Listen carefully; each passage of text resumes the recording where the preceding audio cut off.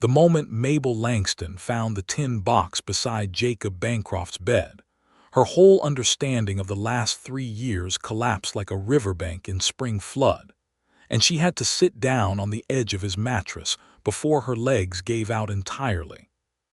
But that discovery came later, in the amber quiet of a Sunday afternoon in the autumn of 1882, and to understand what it meant, you had to know where it all began, in the red dust and rattling ambition of Caldwell, Kansas, where the cattle drive still thundered north along the Kishom Trail, and where a woman alone was either a widow, a schoolteacher, or the subject of gossip.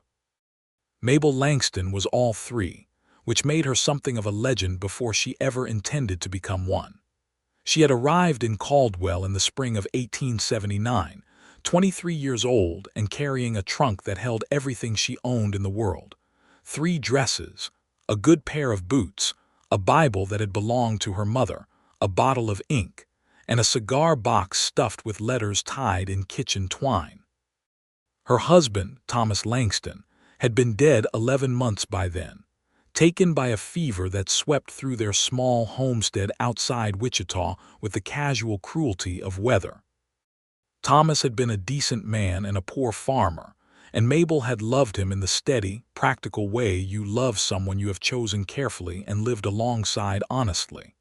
His death had left her with nothing but the clothes on her back, a small debt, and the unsettling discovery that grief, unlike love, had no particular shape and fit every hour of the day like a skin you could not shed.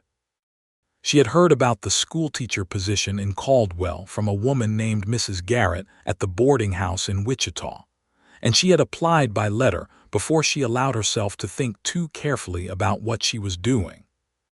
The town board had written back within 2 weeks, accepting her on the basis of her letter and her certificate from the normal school she had attended in Ohio, before Thomas had swept her west with promises of good land and clean air. She had packed the trunk, sold the last of the chickens, and climbed onto a rattling stagecoach that smelled of tobacco and horses and the particular sweat of men who had been riding for 3 days. Caldwell, Kansas, in 1879 was what the newspapers back east liked to call a border town, which was another way of saying it was a place where the rules were still being argued over, and the man with the most confidence usually won the argument. It sat right at the edge of Indian Territory, and the cattle trade made it loud and seasonal and occasionally dangerous. There were good families there, church-going people building proper frame houses, and there were rougher elements that the marshal, a taciturn man named Hal Pryor, managed with a combination of firmness and selective blindness. The schoolhouse was new and smelled of fresh pine lumber, and it had 12 students ranging from 6 to 14 years old, and Mabel looked at it on her first morning and felt something loosen in her chest that had been wound tight since Thomas died. She was good at teaching. She had always been good at it. Her patience was genuine, not performed, and she had an instinct for finding the particular way each child's mind worked. Within a month, the parents of Caldwell had mostly decided she was an asset, and within 2 months she had been invited to enough Sunday dinners to feel that she had, in some tentative and probationary way, found a place. It was at one of those Sunday dinners, at the house of Mr. and Mrs. Frank Holloway, that she first heard Jacob Bancroft's name. He was not there that evening. He was, as Frank Holloway explained with the particular pride a man has for a neighbor who confirms his sense of the landscape, out on a cattle drive south toward the Red River. Jacob Bancroft was a rancher, Frank said, who had come to the Caldwell region 5 years before from somewhere in Tennessee. There was some family trouble in the telling that Frank left deliberately vague, and had built up a modest but solid operation on a stretch of land about 6 miles east of town. He ran cattle. He had a foreman named Pete Dawes and 2 permanent hands, and hired extra men for drives. He was 30 years old, Frank said, and was unmarried, which Frank's wife Edna said with a meaningful look at Mabel that Mabel chose to ignore. What she did not ignore was what Mrs. Holloway said next, which was that Jacob Bancroft was the sort of man you could count on. "He helped us when the creek flooded last summer," Edna Holloway said, passing a dish of roasted corn, "and he didn't make a production of it. He just showed up with timber and rope and worked 2 days straight and then went home. Never mentioned it after." She said this as if it were the highest compliment a person could receive, and in 1879 Caldwell, Kansas, Mabel supposed it was.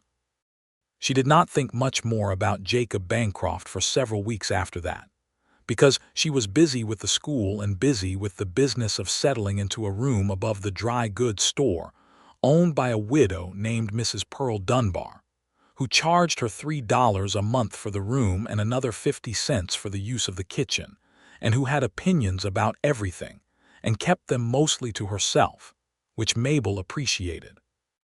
The room was small but had a good window that faced east, and in the mornings the light came in gold and clean off the flat Kansas plain, and Mabel would sit with her coffee and her pen, and the blank pages of her journal and feel something that was not yet happiness, but was beginning to resemble the conditions under which happiness might one day grow.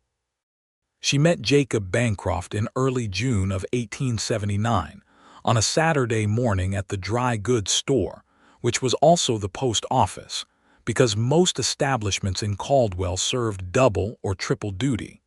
She was at the counter waiting for Mrs.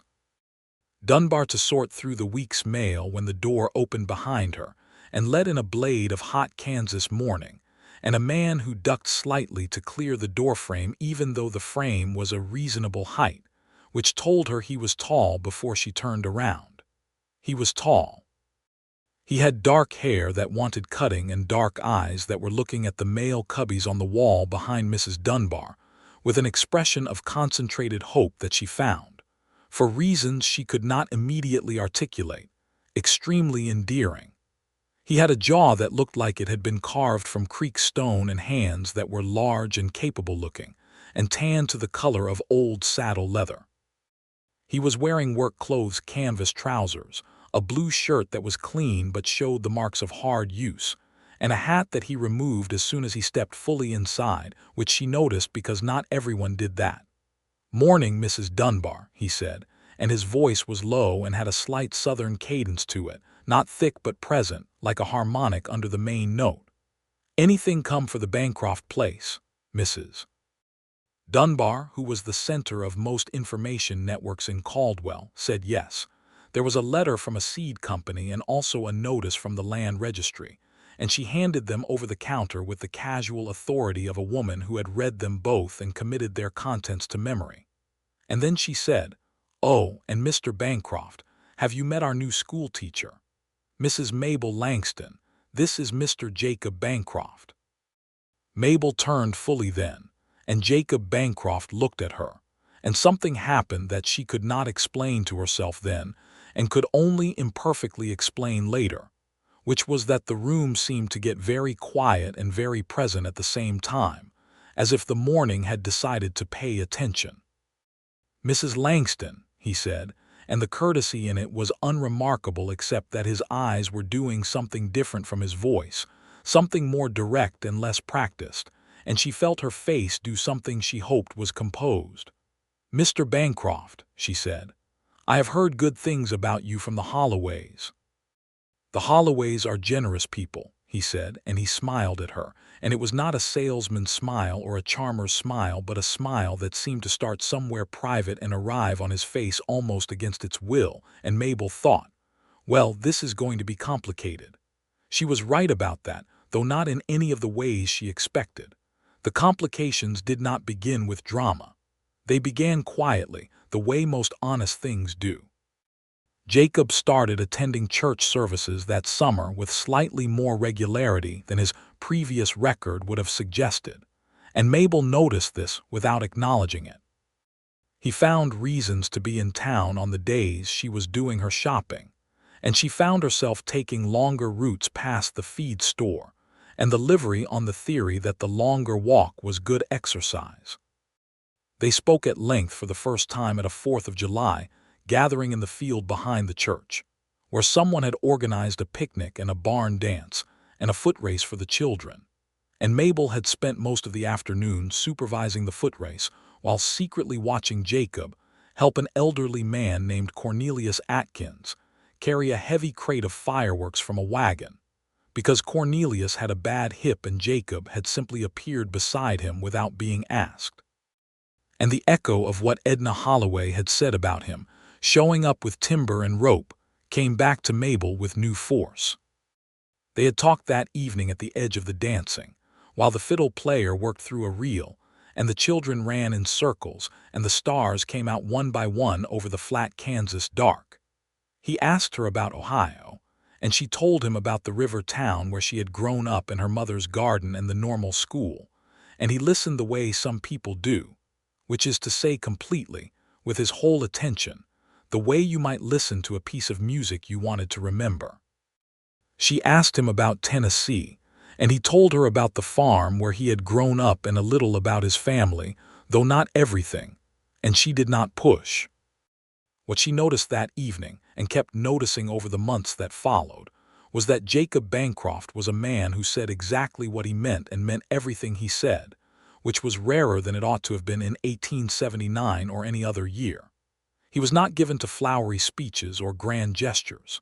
When he told her the landscape around Caldwell was beautiful in a particular kind of light, he meant it as an observation, not a compliment, and that made her trust it more. When he told her, in November of that year, standing at the fence beside the church after Sunday services, while the first real cold of autumn came down off the northern plain, that he had been thinking about her a good deal, and that he supposed she had a right to know that, she understood that this was a declaration that had cost him something, and she received it accordingly. She told him that she had been thinking about him too, and that she supposed that was also something he had a right to know. They began what Caldwell, Kansas, in 1879 would have called a courtship, which was a word that covered a broad range of activity from the formal to the quietly stolen, and theirs fell mostly into the latter category. He rode into town on Sunday afternoons, and they walked along the creek south of the main road, and she told him about her students, and he told her about his cattle and his plans for the ranch and the sections of land he was slowly working toward acquiring. He was deliberate about it, the way he was deliberate about most things, not slow from lack of ambition, but measured from an understanding that good things built fast were often built badly. She admired this.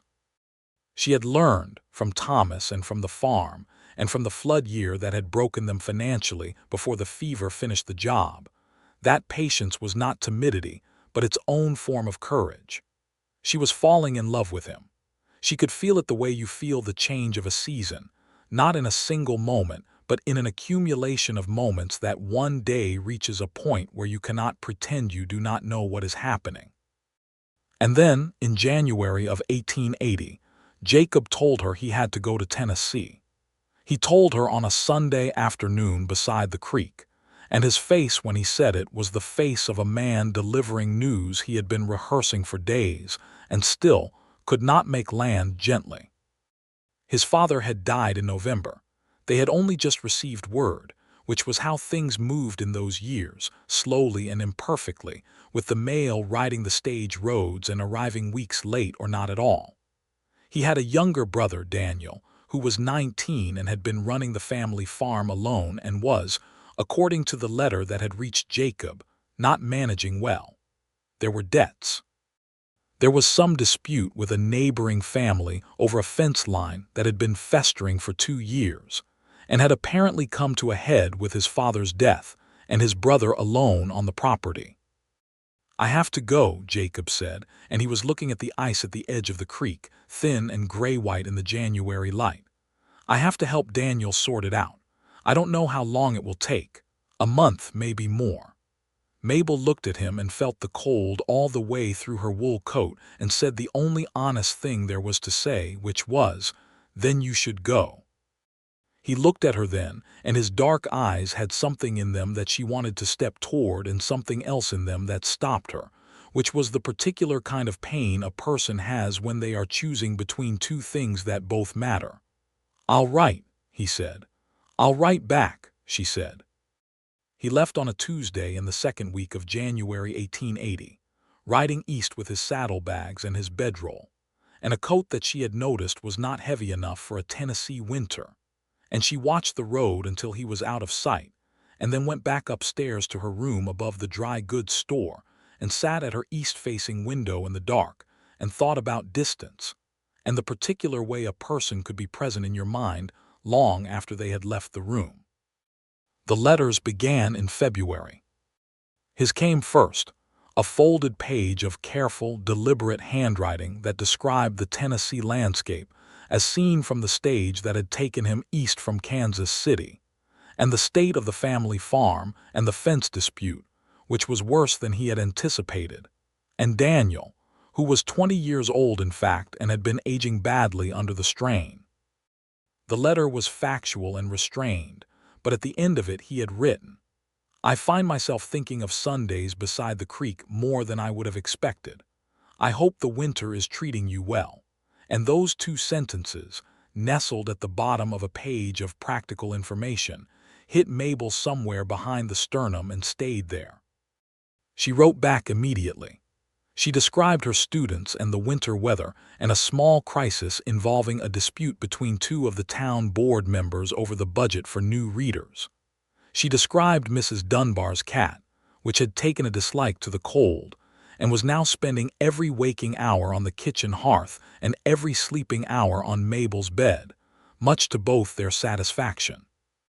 And at the end of her letter she wrote, "The creek is frozen solid now, and someone's dog has been running across it every morning and leaving tracks. I thought of you." She folded it and addressed it to the farm address Jacob had given her, the Bancroft homestead, Maynard County, Tennessee, and handed it to Mrs. Dunbar with 3 cents for postage, and the particular courage it takes to send something of yourself out into the uncertain machinery of the mail. She did not hear back in February. She told herself it was the distance, that a letter from Kansas to Tennessee and back again took time, that the roads were rough in winter and the post was unreliable. She wrote again in March. She described the first warmth coming back to the plains, and the way the creek was breaking up, and one of her students, a boy named Henry Weiss, who was 9 years old, and had just discovered that he loved arithmetic with a passion that surprised everyone, including Henry. She wrote about how she had walked past Jacob's ranch on the way back from visiting the Holloways and had seen his foreman Pete Dawes in the yard and had resisted the urge to ask for news, because she did not want to be that woman, the woman who asks the foreman. No letter came in March. None in April. She wrote again in April anyway, and the letter that she wrote was quieter, less immediately newsy, more directly feeling. She wrote that she hoped he was well, and that she hoped Daniel was well, and that she understood the complications of family and distance and debt. She wrote that she was not a woman who needed to be reassured every week, but that she would appreciate knowing that he had not disappeared entirely from the world. She wrote that she found herself in the evenings listening for the sound of a horse on the road below her window, and that she was aware this was probably foolish, and that she was writing it down anyway because she had always believed that honesty was more useful than dignity. No letter came in May. Jacob Bancroft's name came back to her from other sources. Pete Dawes let it be known around town that Mr. Bancroft was managing a family matter back east and expected to return by summer, and Edna Holloway said something sympathetic and slightly speculative over the supper table that Mabel deflected with practiced ease. But the silence on the page was a different thing from the silence in a room, and Mabel found it harder to carry. She stopped writing after the April letter. She told herself it was pride, and it was partly pride, but mostly it was the understanding that a woman alone in 1880 Caldwell, Kansas, could only show her hand so many times before it became something other than honesty.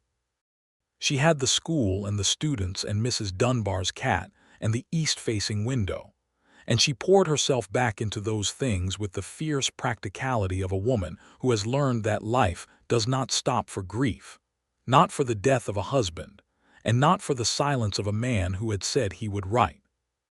Jacob Bancroft came back to Caldwell in June of 1880, 5 months after he had left, and he looked like those 5 months had taken something from him that had not fully come back. He was thinner. He had a small scar above his right eyebrow that had not been there before, from a dispute over the fence line that had turned briefly physical before cooler heads had prevailed. He came into town on a Sunday, and she saw him from the window of the church during services. He had ridden past, not stopped, and she had caught just a glimpse of his silhouette through the wavy glass, and her heart had done something that she found irritating and inevitable in equal measure. He came to the dry goods store on Monday morning, and she was there because she had known he would be, because Pete Dawes had told half the town he was back, and because she was not a woman who pretended she did not know what she knew. "Mrs. Langston," he said. "Mr. Bancroft," she said. He was holding his hat in his hands, turning it in that way he had, and his dark eyes were on her face with something in them that was neither apology nor explanation, but was asking for the chance to give both. "I owe you a conversation," he said. "You owe me more than that," she said, and kept her voice level and watched him absorb the justice of it. "I know," he said. They walked to the creek, because that was where they walked, and he told her about Tennessee. The fence dispute had escalated into a genuine legal matter before it resolved, and it had cost money they did not have and time he had not expected to spend. Daniel had not been managing well was a considerable understatement. The younger Bancroft had acquired a drinking problem in their father's last months and was only now beginning, tentatively and with the help of their mother's cousin who lived nearby, to come back from it. Jacob had spent 4 of those 5 months working the farm, settling the legal matter and looking after his brother, and in all of that there had been a failure of correspondence that he could see now had been a failure of something more important. "I got your first letter," he said, stopping at the edge of the creek where the ice had been and where now the water was running clear and fast. "And your second. And your third, I think." He paused. "The fourth, the April one, I'm not sure it reached me. The mail in that county is not reliable, and I moved between the farm and a town 12 miles east and back again, and I think some letters went missing in the moving." Mabel looked at the water and said nothing for a moment. Then she said, "Did you write back?" He was quiet for too long, and when he answered, his voice was different, lower and more careful, and she understood that whatever he said next was the truth and that the truth was going to require something from her. "I wrote 3 letters," he said.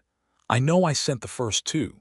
The third I wrote and addressed and sealed, but I am not certain I gave it to anyone to post. I was in a bad time then. Daniel had done something that frightened me, and the letter sat on the table for I don't know how many days, and by the time I would have posted it, I was not certain you were still reading." She turned and looked at him then, and he was looking at her with the directness that was one of the things she most valued in him, and also, at this moment, one of the things that made it hardest to stay angry. "I was still reading," she said. "I wrote 4 letters, Jacob. I kept writing until I could not justify writing any more." "I know," he said, "and I am sorry. Not because I could not write, I know why I could not always write, but because I did not find a way to make sure you knew I was still thinking about you. Because I was, every day." She looked at him for a long moment, in the June light, with the creek running fast and the Kansas plain spreading out behind him flat and enormous and impossibly blue-skied. She thought about Thomas, who had been a decent man and a poor farmer, and she thought about distance and silence and the letters that had gone unanswered, and she thought about what it meant to choose someone in a world where things went wrong without drama or intention, and where the people who loved you sometimes disappeared into their own trouble and you had to decide whether to wait or whether to walk. She said, "Do not do that again." He said, "I will not." They stood at the creek for another hour, talking not carefully the way they had in November, but with the particular intimacy of people who had survived a rupture and come out the other side changed but intact.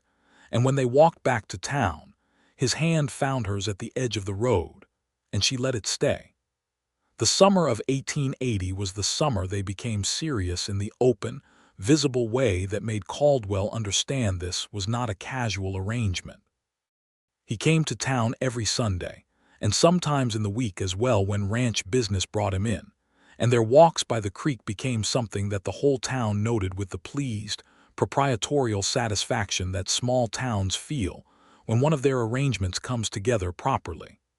Edna Holloway said at a quilting circle that it was about time, and Mrs. Dunbar said nothing, but had a particular satisfied expression when Jacob appeared at the foot of the stairs asking for Mabel. Even Pete Dawes, a man of almost no sentimentality, was observed to be whistling with unusual frequency around the Bancroft ranch. Mabel was happy in the way you are happy when you have been careful enough to know what you want and lucky enough to find it. She did not rush Jacob, and he did not rush her.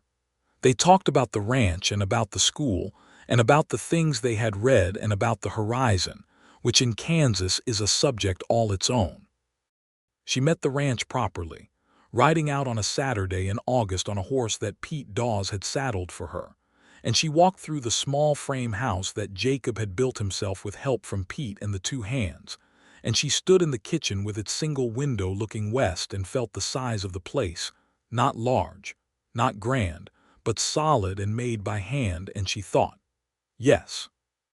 He asked her to marry him in October of 1880, standing in the kitchen of her room above the dry goods store on a Sunday evening when Mrs. Dunbar had gone to her sister's, and the place was quiet and candlelit. He was direct about it, the way he was direct about everything. He said he had been thinking about it since June and had been wanting to say it since August, and was saying it now because he had learned the previous winter what it cost a person to defer the things that mattered. He said he loved her. He said it plainly, without embellishment, the way he said everything, and she felt it land the way plain things always land, with more weight than the elaborate ones. She said yes. They were married in the Caldwell church in December of 1880, on a Saturday when the sky was the particular pale gray of a Kansas winter, and the creek was iced again, and the whole town came, it seemed, because Jacob Bancroft was respected, and because Mabel Langston was loved in the way good teachers are loved, and because everyone enjoys a wedding more in winter when there is less competing for attention. Frank and Edna Holloway stood in the front row. Mrs. Dunbar cried, which she would have denied if asked. Even Pete Dawes was present, wearing a clean shirt with the studied discomfort of a man attending a formal occasion under protest. Mabel moved into the ranch house 6 miles east of Caldwell and became Mabel Bancroft in law while remaining Mabel Langston in name at the schoolhouse, because she had built something with that name and did not see why she should abandon it. Jacob had no objection. He understood, in the way he understood most things about her, that the name was not a slight to him but a commitment to herself, and he admired it for that. She rode to school on weekday mornings on the horse Pete Dawes had saddled for her that first visit, a steady gray mare named Clara, and she rode home in the late afternoon to the ranch house, where Jacob would be coming in from the pastures, and they would eat supper together and talk about the day and fall asleep in the same bed, with the Kansas wind off the plain whistling in the eaves and the tin roof ticking in the cold. It was a good life. It was the kind of good life that you could only appreciate fully if you had lived a life that was not good, and Mabel had, and she appreciated it fully.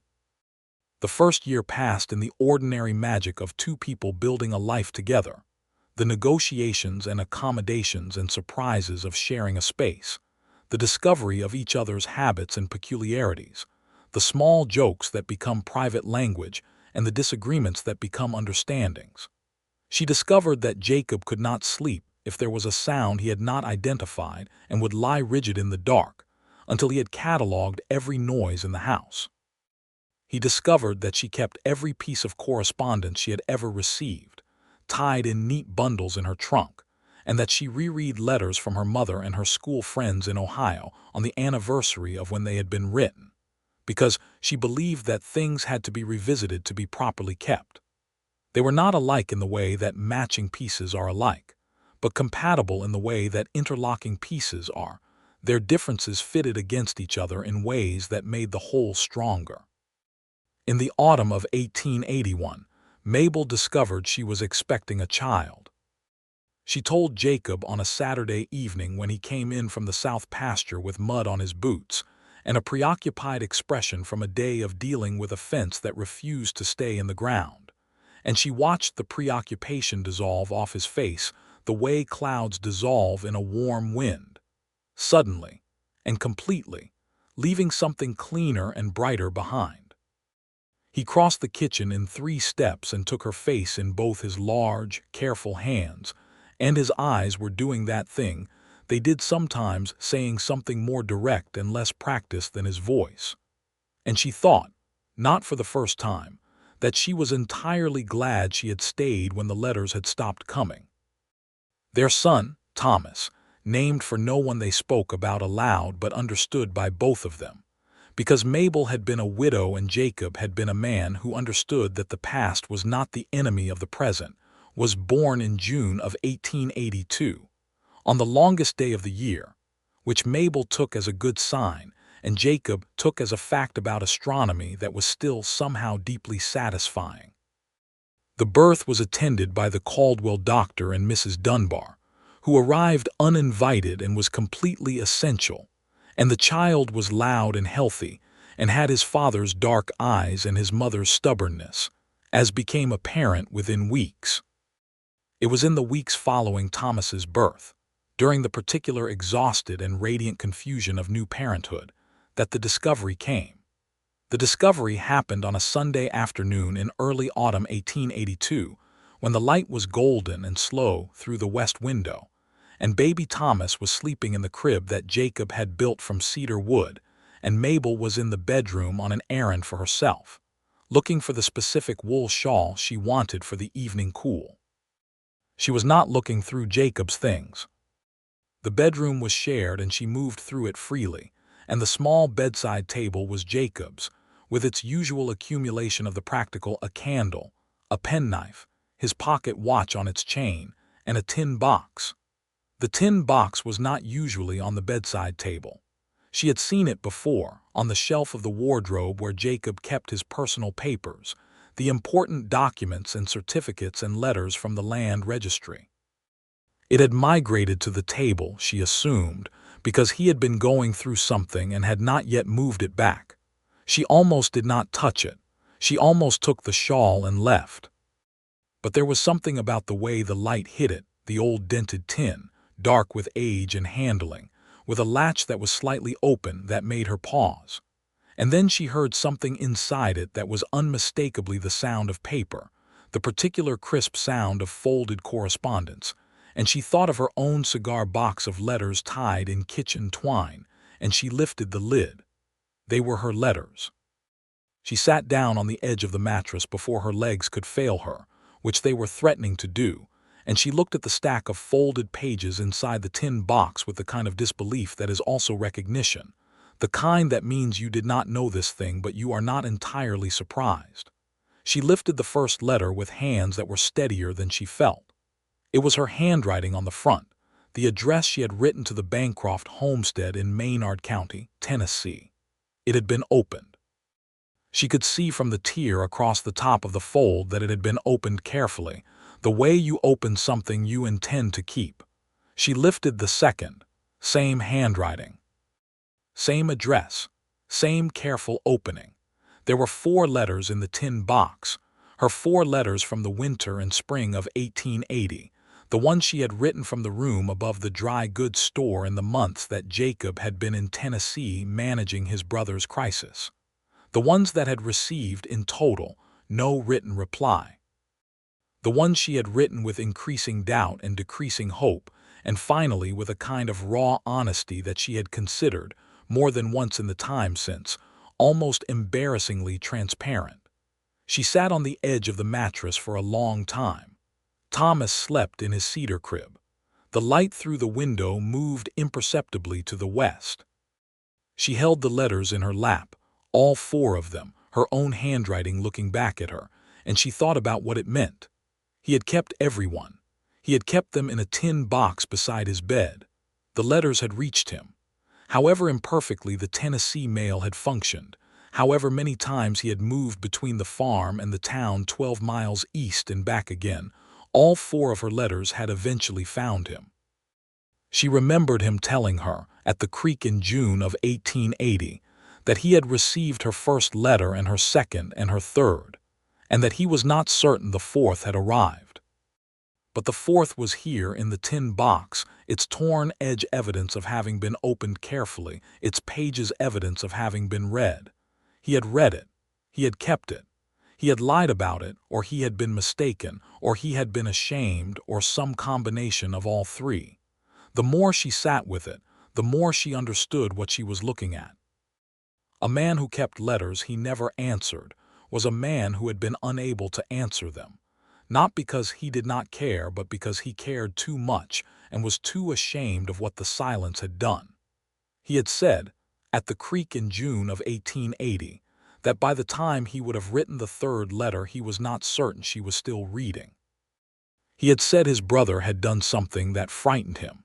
He had been in a dark time, and dark times did things to people's ability to do the simple things that simple things required, like posting a letter, like reaching out across a silence that widened every week and saying, "I am still here."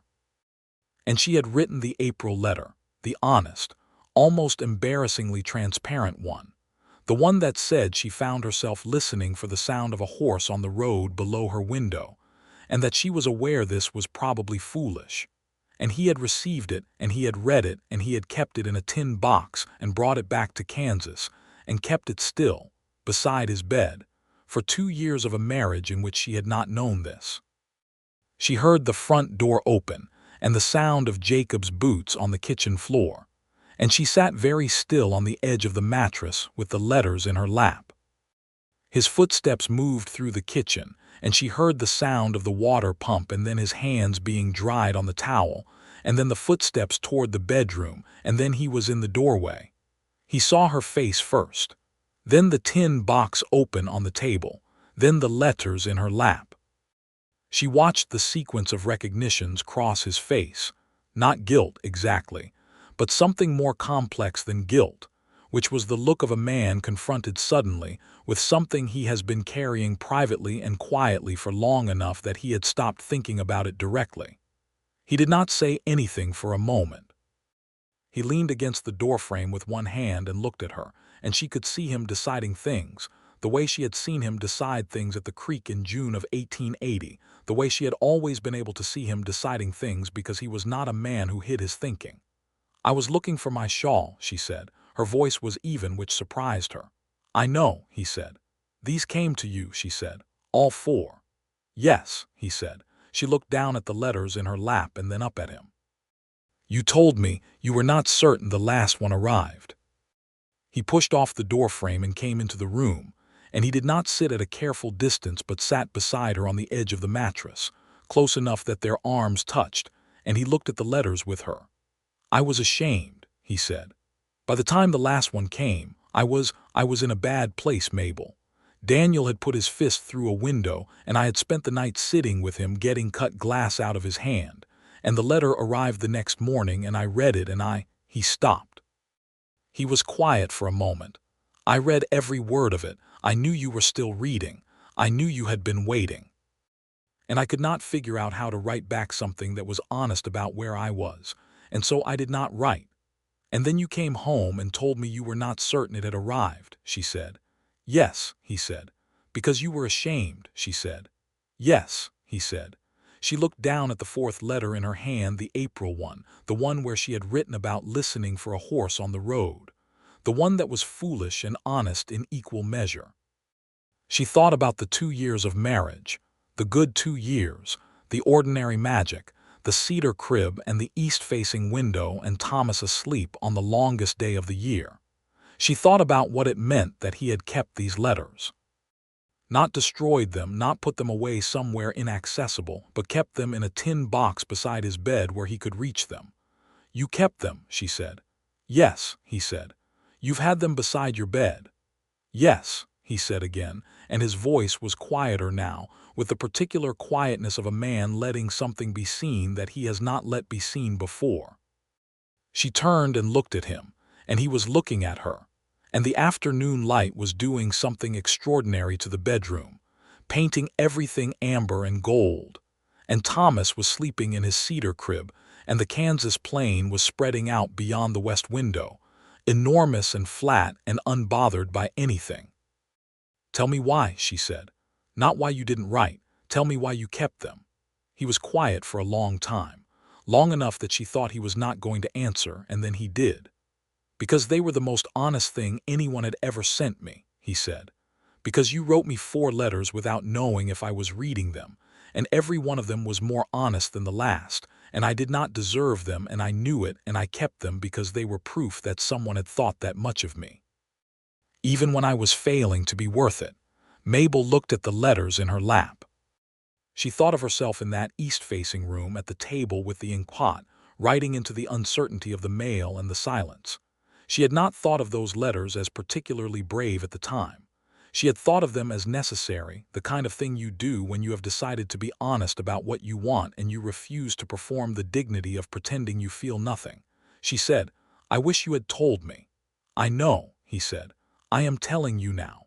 Because I found the box." "Yes," he said, and then he said, "and because I have wanted to tell you for a long time and did not know how to start." She thought about that. She thought about how long he had been carrying this, not as a secret precisely, because it had not been doing harm the way a secret does, but as something unresolved, something he had not found the door to. She thought about what she felt, which was complicated in the way that honest things are complicated. There was something that was not quite hurt. The letters had been received and kept with love, and the silence had not been indifference but its opposite. There was something that was not quite anger, because she could see with clarity what the Tennessee winter had been, and what Daniel's crisis had cost Jacob, and what shame did to a person's capacity for action.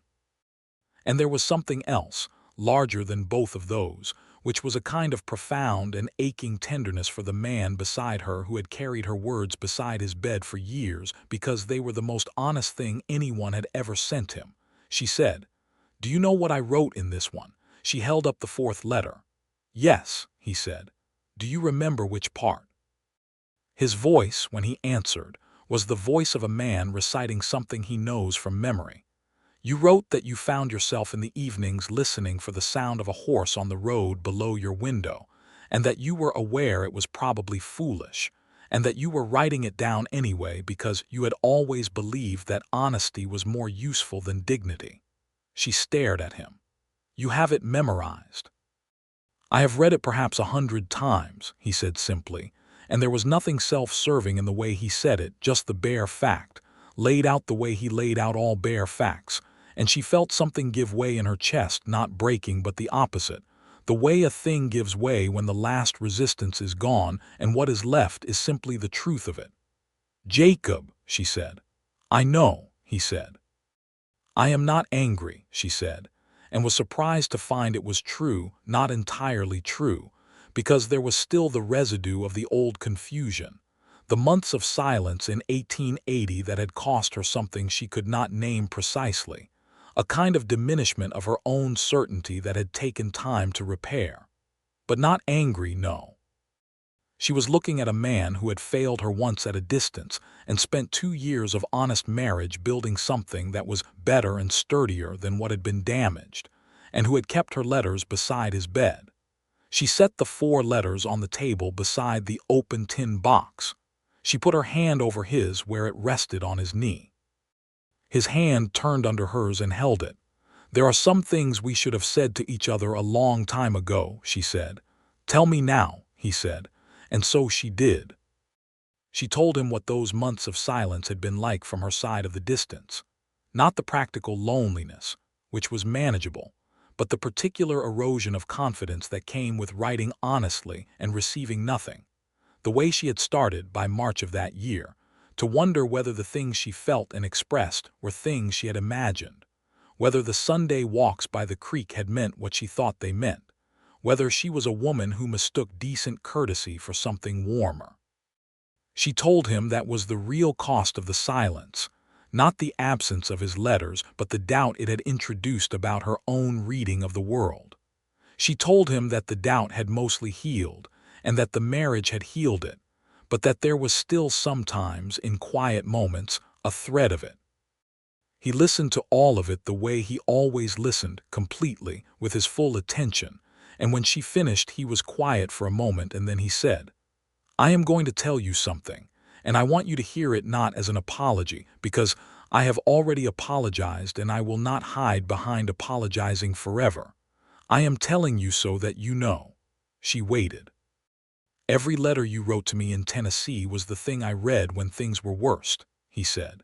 "When Daniel was bad, when the legal matter was at its ugliest, when I was not sleeping and could not see forward, I would take out one of your letters and read it.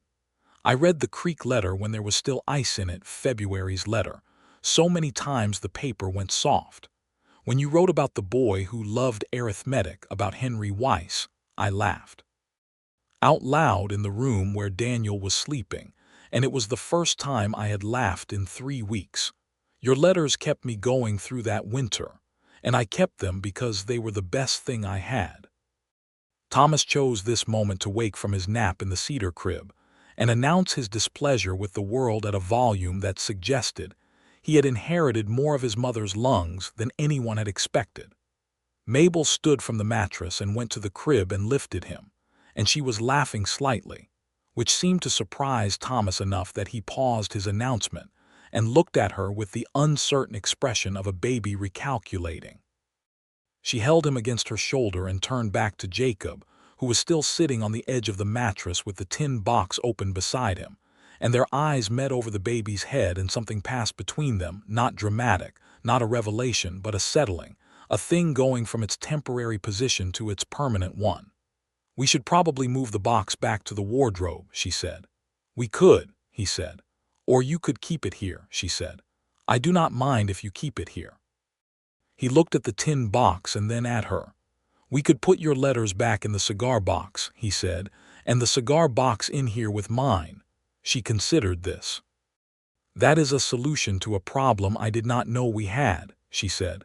"Most of the best solutions are," he said. She smiled at him, with Thomas on her shoulder turning his head to look at his father with the intense, slightly cross-eyed focus of a baby trying to bring the world into resolution. And Jacob reached out and put one large, careful finger into the baby's fist, and Thomas held it with the reflex strength of the very young, and the afternoon light was gold and slow through the west window, and the Kansas plain was doing nothing in particular outside, which was exactly right. The autumn of 1882 moved through in the particular way that good seasons do, which is to say with more texture and detail than you can hold onto at the time, so that looking back, you have the impression of richness without being able to locate it in specific moments. The leaves on the cottonwoods along the creek yellowed and fell, and the first frost came on a Sunday morning that put a sheen on the pasture grasses and turned the air sharp and good. Thomas gained weight and opinions at the same rate. Mabel went back to the school after 2 months at home, and the students were pleased to see her in the way that children are pleased when the good teacher returns, which is an uncomplicated pleasure that makes the work worthwhile. There was another conversation between them, not the one in the bedroom with the tin box, but a later one, on a cold Saturday when Jacob had been in town and come back with the mail and 2 letters for Mabel, one from her school friend Harriet in Ohio and one, forwarded twice through 3 addresses, from a woman she had known in Wichita who had moved to Colorado and was living on a ranch and wanted Mabel to know about it. Jacob handed her the letters at the kitchen table and she took them and set them aside and said, "Are there any letters that came to you that were meant for me in these years? Any that were sent to the wrong place?" He looked at her. "There was one," he said, after a moment.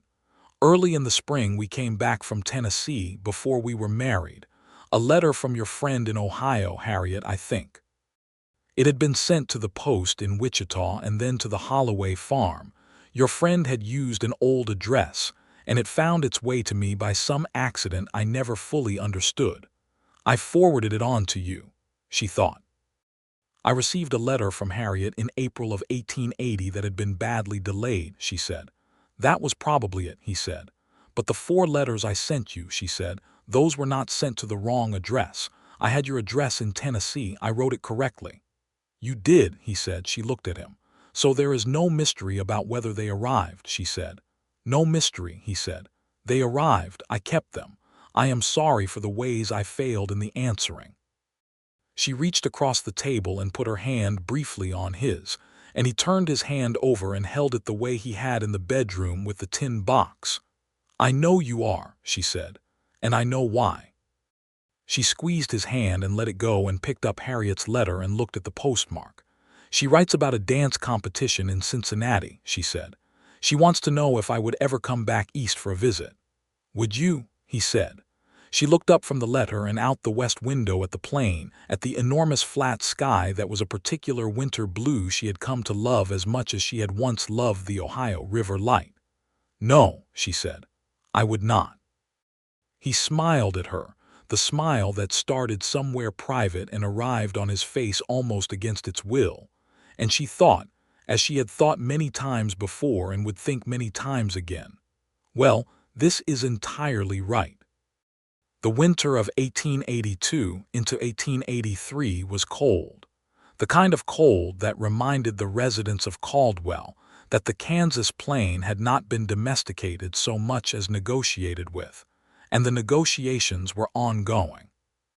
Jacob and Pete Dawes and the Hands spent 3 weeks in January managing a situation, with the cattle involving ice on the creek that fed the south pasture water trough, and Mabel taught school in a building that needed more firewood than the town budget had allocated and managed this by the combined strategies of writing a stern letter to the school board and organizing the older students into a firewood collection party that the children treated as an adventure, and that solved the immediate problem. Jacob, told about the firewood party over supper, said she should run for the town board. She said the town board was not ready for her. He said the town board needed her specifically for that reason. They had these conversations in the kitchen in the evenings, Thomas in his high chair eventually, and then crawling across the kitchen floor in that determined, purposeful way of babies who have discovered locomotion and cannot understand why anyone would sit still. And the ranch house was warm and smelled of wood smoke, and sometimes of the bread Mabel had started making on Saturdays, because she found it satisfying in the way that physical work with a clear outcome was satisfying. Jacob had built a proper shelf in the kitchen for her cookbooks and the extra tins she used for baking, and at the end of the shelf, slightly apart from the practical items, sat the tin box, moved from the wardrobe and the bedside table to a permanent location where it was neither hidden nor displayed but simply present. She had put her cigar box inside it, as Jacob had suggested. Her cigar box of letters from Ohio and Wichita, and the letter from the woman in Colorado, all tied in kitchen twine. His 4 letters to her from Tennessee, 2 of which she had read in the room above the dry goods store in February and early March of 1880, folded and kept the way she kept everything, sat beside her 4 letters to him. She had read all 4 of his letters again after finding the box, and had understood them differently than she had in 1880, from the vantage of 2 years of marriage and 1 baby, and the particular knowledge of who Jacob Bancroft was when things were hard. The letters were measured and careful in the same way he was measured and careful, but she could see through the measurement to what was underneath. A man alone in his father's cold house with a frightened brother and a legal dispute, and a stack of her letters that he read when things were worst. She could see it in the places where his usually careful handwriting went looser and faster, where a sentence began one way and arrived somewhere different, where the control he kept on himself relaxed just enough to let the feeling through. She could see that he had loved her. Even in January and February of 1880, when the silence was accumulating on her end and growing more painful week by week, he had loved her. The silence had not been the absence of love but love's failure to find a form it could cross the distance in, which was a different thing, And now that she could see it clearly, she could also see that the distance it had crossed since then, not across states but across the table, across the kitchen floor, across the cedar crib on the longest day of the year, was the real distance, and it had been crossed well. Pete Dawes got married in the spring of 1883, which surprised everyone including Pete, to a woman named Cecilia who had come to Caldwell to visit her sister and had stayed when she met Pete, apparently on the theory that a man who was that competent with horses and that honestly taciturn was a better prospect than the performing kind. Jacob stood with Pete at the church, and Mabel sat with Edna Holloway, and they exchanged a glance across the aisle when Pete said his vows with the expression of a man attempting to seem composed while being visibly, completely overwhelmed, and the glance between Jacob and Mabel held everything that a shared private joke holds between two people who have been together long enough to have private jokes. The ranch grew. Jacob acquired the section of land to the east that he had been working toward for 2 years. The final negotiation took place over a long afternoon in the land registry office in Caldwell, and Jacob came home that evening with the documents and a rare, unconstrained grin that Thomas tried to match from across the kitchen, producing a version of it that had extra teeth and less restraint. They celebrated with the Sunday supper that Mabel made with the good china and the bottle of wine that Frank Holloway had brought over 6 months before, and they had been saving for an occasion. Edna Holloway came to supper, and so did Pete and Cecilia, who was already clearly pregnant and managing this fact with the same cheerful practicality she brought to everything. And the ranch house was full and warm and loud, and Jacob sat at the head of the table with his son on his knee and looked at Mabel across the plates and the candles and the company, and she looked back at him, and the look was entirely private in a room full of people. That autumn Mabel discovered she was expecting again. She told Jacob in the same kitchen where she had told him the first time, but this time he did not need to cross the room from the door because they were already sitting together at the table, and his response was quieter and more immediate. He reached across and took her face in both hands, the same gesture as before, but his eyes this time were also full of something that had not been there the first time, which was the knowledge of what this meant based on experience rather than imagination. The knowledge of Thomas asleep in the cedar crib, and Thomas crawling across the floor, and Thomas saying his first intelligible word, which had been his father's name, pronounced with great satisfaction as if he had been waiting for an opportunity. "Are you well?" Jacob said. "I am very well," she said.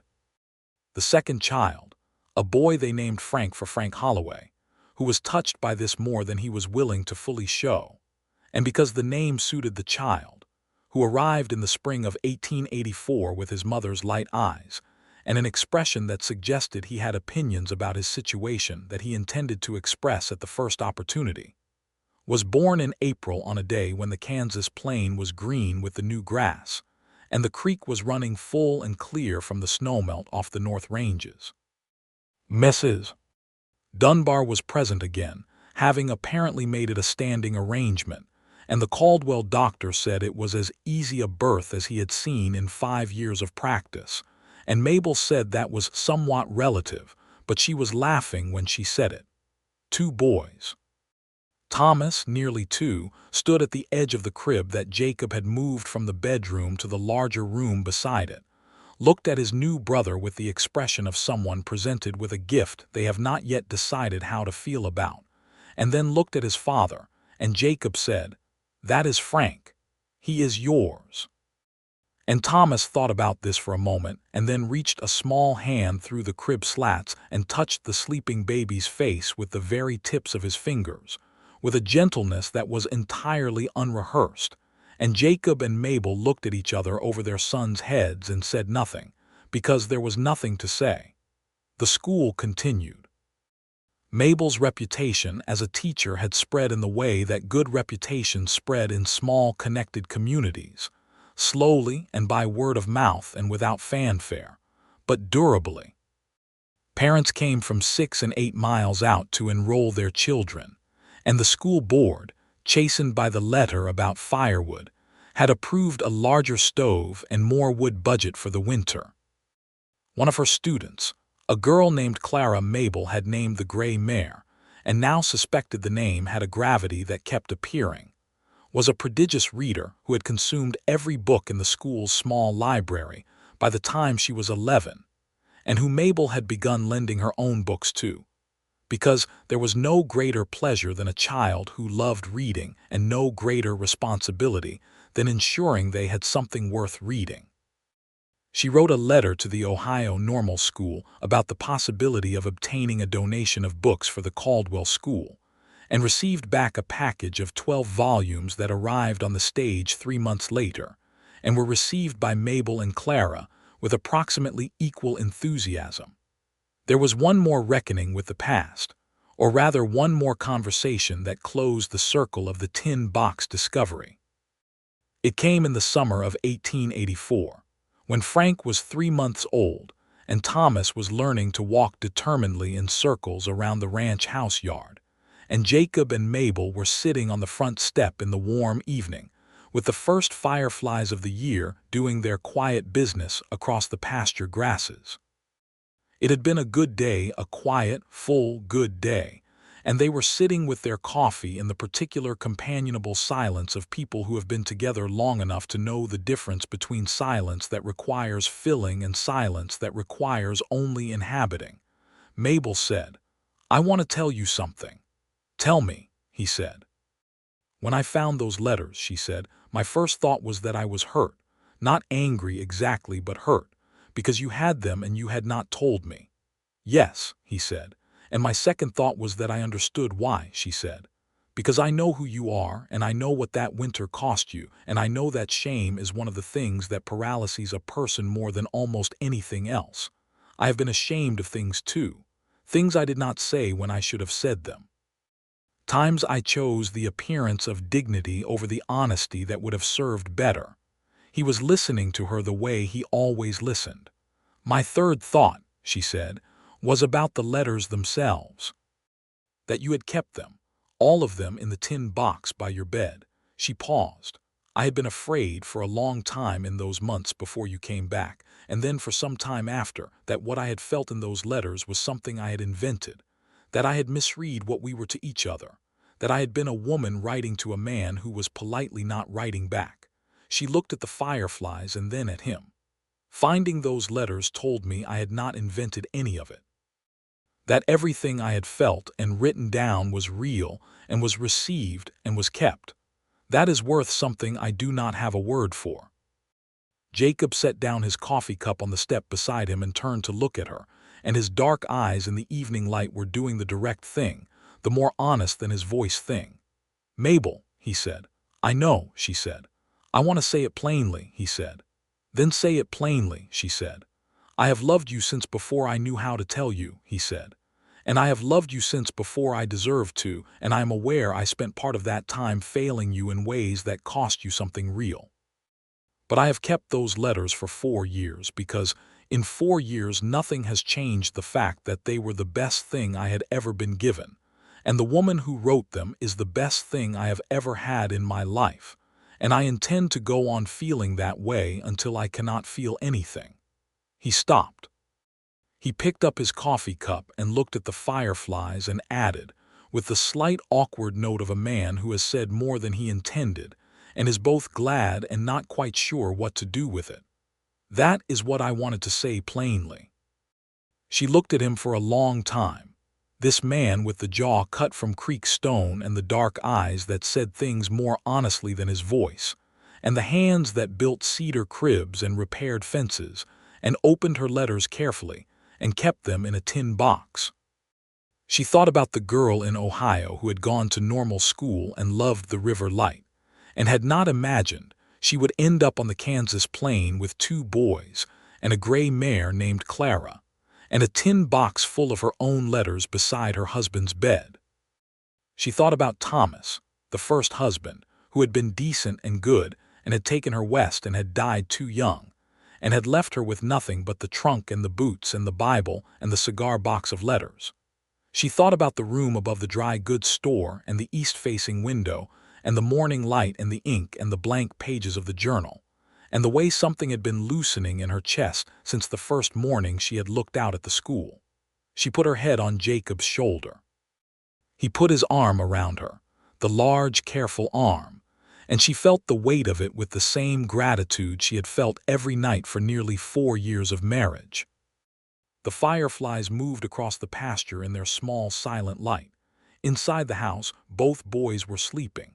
The Kansas plain spread out beyond the fence in the summer dark, enormous and quiet.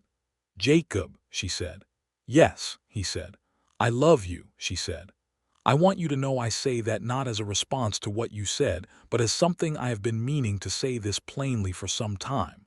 I love you with the kind of steadiness that does not require a good day to be true. It is true on the bad days and the tired days and the days when things go wrong, and it is especially true on evenings like this one." She paused. "I wanted you to hear it plainly." He tightened his arm around her slightly, the way he had of expressing things with pressure and closeness that he could not always find the exact words for, and she felt it and understood it, and accepted it as the full answer that it was. They sat on the front step until the fireflies dimmed, and the night grew cool enough that the coffee was not enough warmth, and they went inside, and he set his coffee cup on the kitchen counter beside hers, and she paused in the kitchen to look at the shelf with the tin box sitting where it had lived since the autumn of 1882. She crossed to it and lifted the lid and took out her April letter from 1880, the one he had memorized, the one about listening for a horse on the road. She read the last line of it, in her own handwriting, the handwriting of her 24-year-old self sitting at a table above a dry goods store in a cold Kansas spring, writing into an uncertain silence, because she had always believed that honesty was more useful than dignity. She folded it back along its old fold lines and put it in the tin box and closed the lid. Then she took Jacob's hand and they went to bed. The years that followed moved the way good years do when they are rooted in something real, generously, and with increasing depth, like a tree that spreads wider because its roots hold.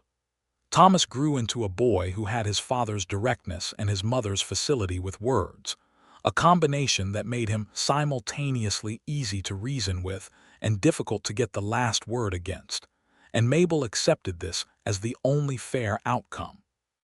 Frank grew into a boy who was quieter than his brother, but watched the world with an intensity that reminded her of Jacob at the post office counter, the first morning, looking at the male cubbies with concentrated hope.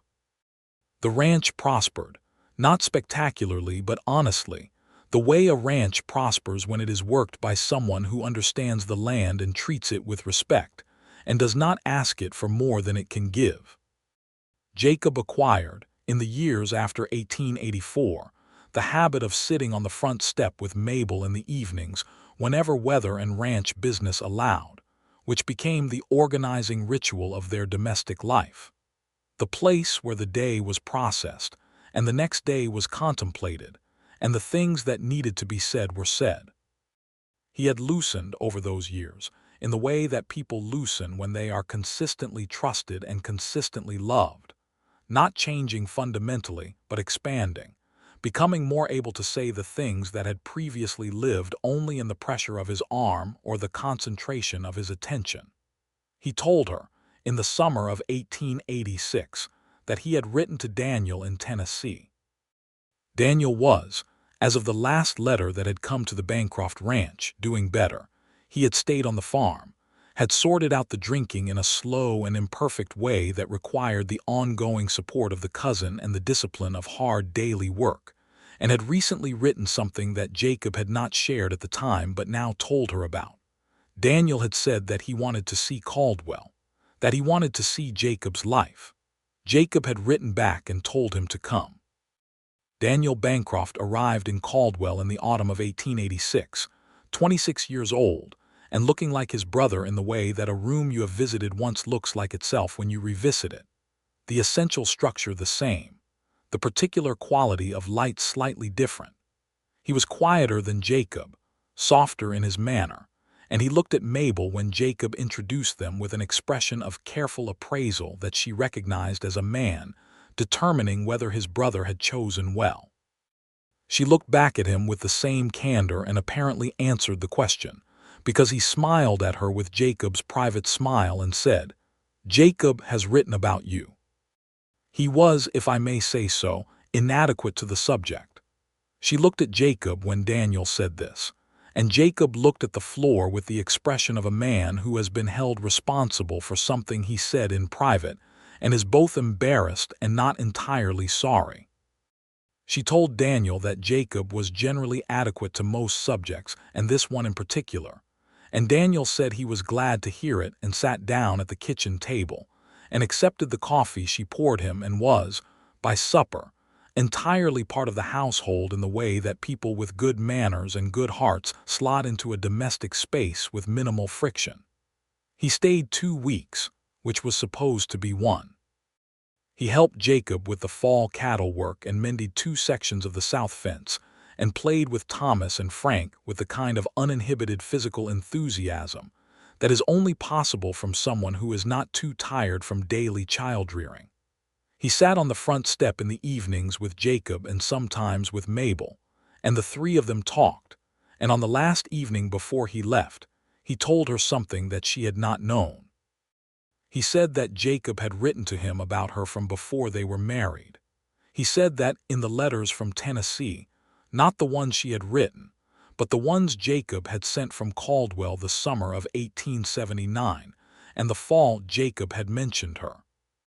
Not extensively or romantically, because Jacob was not extensive or romantic in writing, but persistently, in a way that made Daniel, reading from Tennessee, understand that something was happening there. He said, "I want you to know that my brother has not been a man who said much about feeling anything for most of his life. So when he started mentioning a schoolteacher in Caldwell, I took it seriously." She looked at Jacob over Daniel's shoulder, and Jacob was looking at the fireflies with great attention. "He never told me that," she said. "I imagine he would not have," Daniel said. She thought of the winter of 1880, and the silence, and the doubt it had introduced about her own reading of things. She thought of finding the tin box and sitting on the edge of the mattress.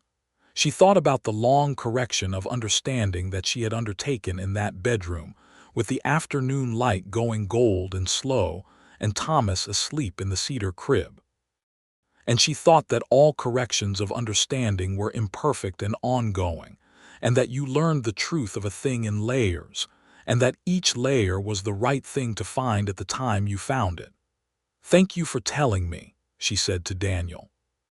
Daniel left the next morning on a Tuesday, with a full set of saddlebags and a promise to come back in the spring that she believed he meant, and Jacob watched him ride east until the road bent and took him out of sight, standing at the gate with one hand on the post, and Mabel stood beside him and put her hand in the space between his shoulder blades, between his shirt and his coat, and felt the breath move through him. And he put his arm around her, and they stood there until the cold made itself known, and they went inside. In 1887, the school board approved the addition of a second room to the schoolhouse, and Mabel was instrumental in the hiring of the second teacher, a young man named Arthur Fields Fresh from a teacher's college in St. Louis, 23 years old and earnest about everything in the way of young men who have recently committed to a vocation. She trained him the way she had been trained herself, which was thoroughly and without condescension, and he was good enough that by the spring he was teaching the older students, and she was focusing on the younger ones, which was the work she found most fundamental. A child learning to read was the most important thing she could be doing with her time, and she knew it and did it accordingly. The years moved.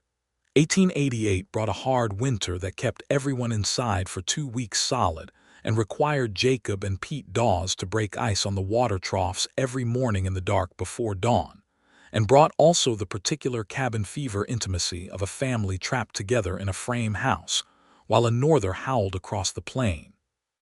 Thomas was 6 and Frank was 4, and both of them were at the age of questions. The age of why and what is that? And what does that mean and how does this work?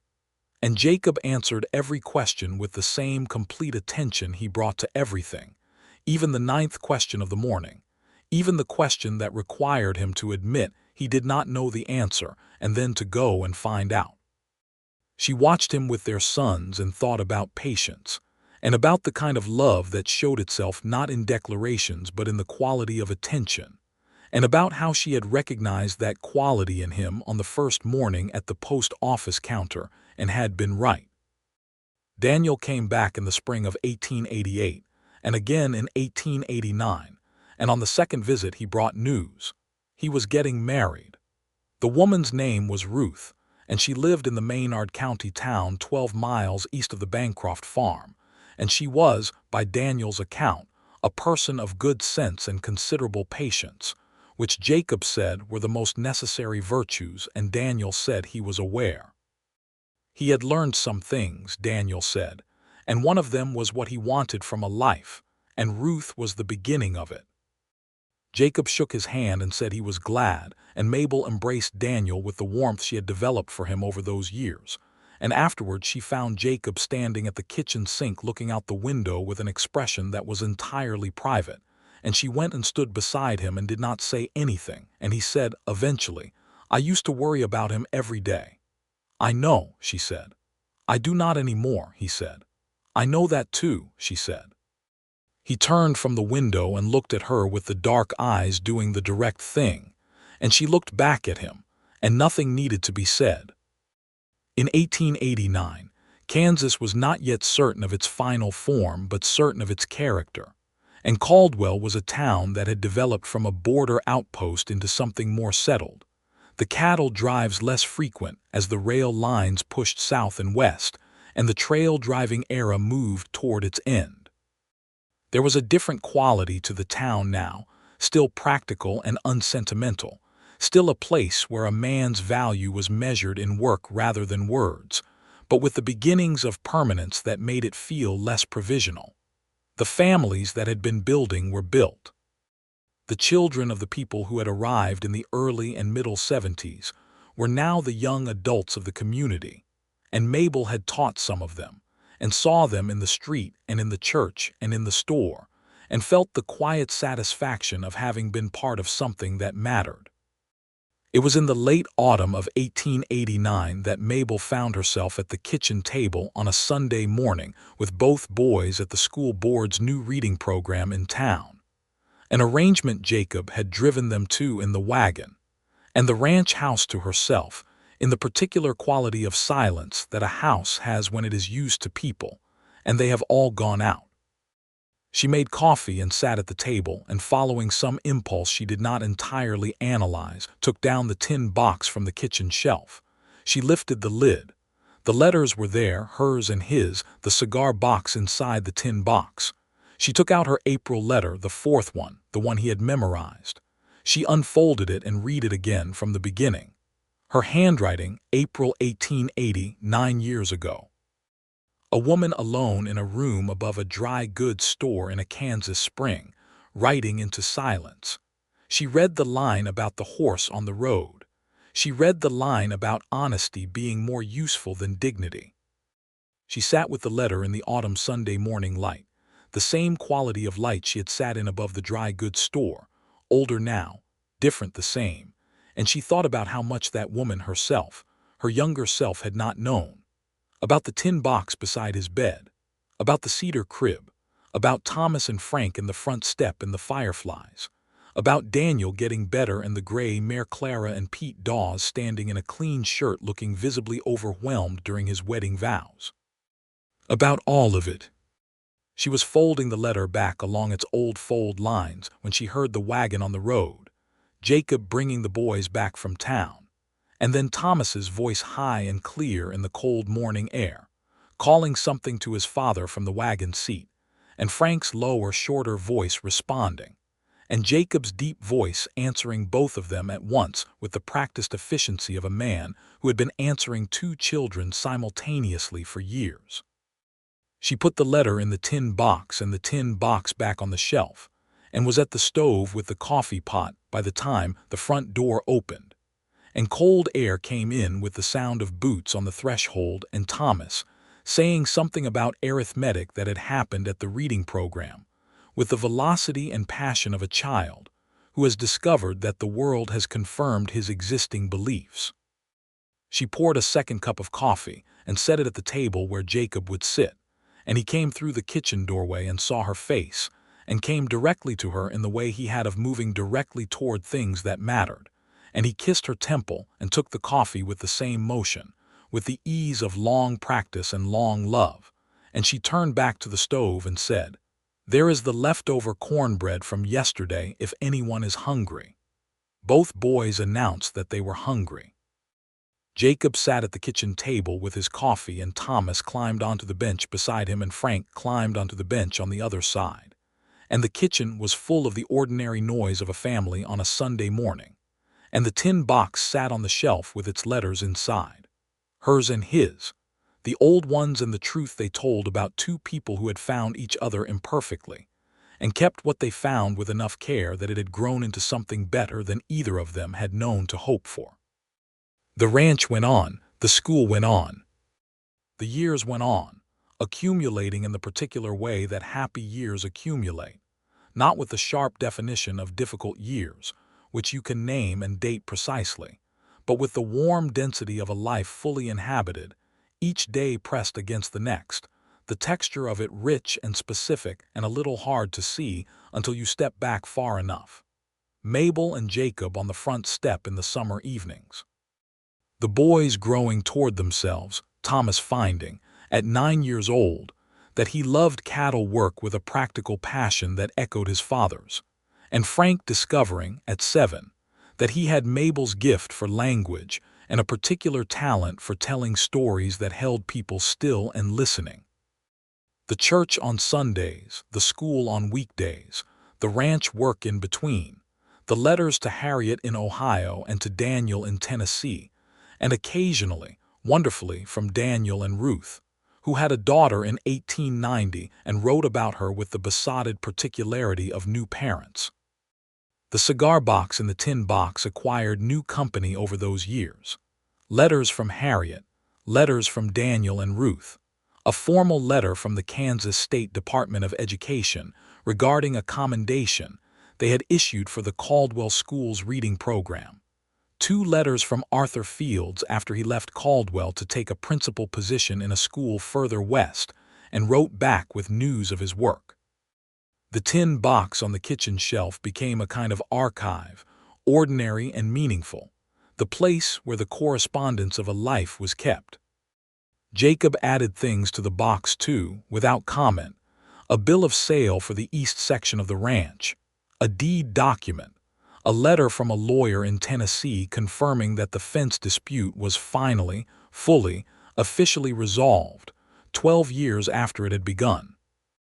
He put these in the box with the same matter-of-fact care that he put most things in their proper places, and she saw him do it once and asked him about the lawyer's letter, and he explained, and she said she was glad and he said he was too, and that was all that needed to be said. In 1891, Thomas was 9 and Frank was 7, and Mabel discovered she was expecting a 3rd child. She told Jacob on a Thursday evening, not on a Sunday as she had the previous times, because life did not always arrange itself for symbolic timing, and he was in the barn at the time, and she went out to the barn in the October cold and told him between the 2nd and 3rd stall where the horses were watching this activity with mild interest. His reaction was the same as it had been the 1st and 2nd time, the hands on her face, the dark eyes doing the direct thing, except that this time he also laughed, which surprised her and then did not surprise her, because it was a good laugh, the laugh of a man who has been given something he has learned to receive with joy rather than careful management. Their 3rd child, a girl they named Clara for the gray mare, for the student who had loved reading, for the name that seemed to have a gravity in their lives, was born in May of 1892, on a morning of enormous Kansas spring sky that was so blue it was almost violent, and so wide that you could not see where it ended. She was healthy and loud and had her mother's light eyes and her father's stubborn jaw, and from the beginning was entirely herself, uninfluenced by anyone's expectations of what a girl born on a Kansas ranch in 1892 should be or do. Thomas and Frank received their sister with the cautious interest of children who have heard promises about a new person and are reserving judgment until the person demonstrates their qualities. Thomas held her first, with the serious carefulness of a 9-year-old who understands the weight of something small and breakable, and said, "She is very red," and Mabel said yes, she would improve, and Thomas seemed to find this information satisfying. Frank held her second and said nothing for a long time and then said, "I am going to tell her stories." And Mabel looked at Jacob over Frank's bent head, and Jacob looked back at her with that look, the private one, the full one, the one that needed nothing added to it. The family on the Kansas plain on a spring evening in 1892, Jacob and Mabel and Thomas and Frank and Clara, the tin box on the kitchen shelf with its years of letters, the cedar crib moved from room to room as children grew out of it, the gray mare Clara in the paddock getting older but still steady, the school 6 miles west with its 2 rooms and its reading program, Pete and Cecilia Dawes in their house on the south edge of the ranch with their own children growing fast, the Holloways in town, older now, Frank Holloway's hair white and Edna Holloway's opinions as well-formed as ever and her warmth as genuine as the first Sunday supper, the creek running clear and the cottonwoods yellowing in autumn and the fireflies in summer and the deep cold Kansas winters and the front step in the warm evenings that they still came back to, year after year, whenever weather and life allowed. One evening in the summer of 1892, Clara a few months old and sleeping, Thomas and Frank in bed, Jacob and Mabel on the front step with the fireflies doing their work across the pasture, she asked him something she had been thinking about for a while. She asked him if he would tell Clara someday about the letters, about the tin box, about the winter he had been in Tennessee, and the 4 letters she had written that he had not answered and had kept. He thought about it for a moment with the consideration he gave to everything. Then he said, "Why would we tell her?" she said. "Because it is true, because it is how we found our way back to each other. Because I would want her to know that love is not always the easy version, that sometimes it is the person who keeps the letters you sent to silence." He was quiet for a while, looking at the fireflies. Then he said, "Yes, we will tell her when she is old enough." "And the boys," she said. "And the boys," he said. She leaned against his shoulder, the way she had on this step so many summer evenings, and he put his arm around her, the large, careful arm, the one she had been leaning into for 12 years of marriage, and the Kansas night was warm and enormous around them, and the plain stretched out to the invisible horizon, flat and limitless and fully present. She thought, there are people who go through their whole lives never finding the person who keeps their letters, never finding the person who reads them 100 times in a cold house and memorizes the line about the horse on the road. She had been a widow at 23 and alone at 24 and afraid, without quite admitting it, that what she had with Thomas was the whole of what she would have, that the good life was a thing you got once and then mourned. And then she had stood at a post office counter in a dry goods store in Caldwell, Kansas, and a man had come through the door ducking slightly for the frame, and something had happened that she could not explain then and could only partially explain now, except to say that some things were real before you knew what to do with them. She thought about all the letters in the tin box, her 4, his 3, the years of correspondence after, the lawyer's letter and the deed and the commendation from the state education department. The box was ordinary and dented and old and sat on the kitchen shelf between the salt tin and the extra candle holders, and it was the most important thing in the house that was not a person. She thought, I want to write something.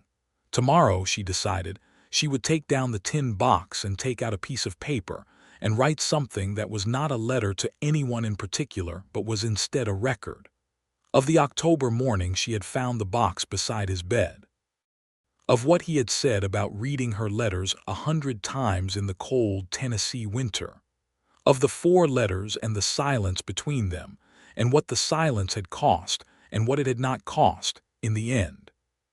She wanted there to be a record of it because Clara was going to be old enough one day, and the boys too, and the story deserved to be written the way she had learned things deserved to be written, honestly, with the foolishness and the courage together, because she had always believed that honesty was more useful than dignity.